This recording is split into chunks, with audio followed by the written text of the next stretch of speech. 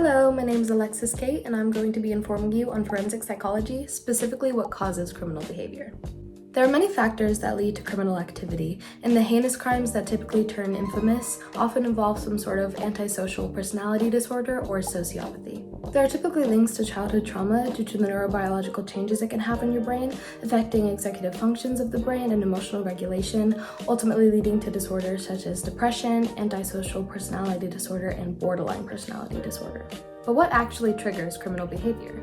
Well, the frontal lobe and the amygdala are the main sections of the brain that cause criminal behavior, as they are the regions involved with memory and emotion. Therefore, they are also the regions that stimulate fear and aggression, often key components to criminal activity. Along with childhood trauma, criminality has also been linked to brain damage, as trauma to the frontal lobe can lower your ambition and affect your ability to control your emotions, increasing the likelihood of someone lashing out in a law-breaking, dangerous way.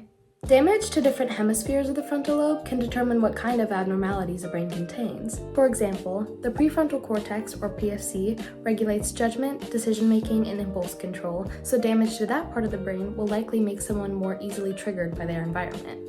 While there are predictions of criminal behavior that can be made based off genetics, a future criminal is often created due to environmental factors. Understanding criminal behavior is an important part of sentencing those who commit crimes, determining the next move of active criminals, and creating methods of prevention and rehabilitation.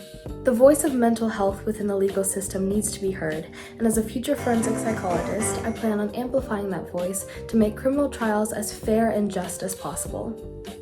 Thank you for listening to my lecture. I really hope you enjoyed it, and I hope you learned something new. Bye!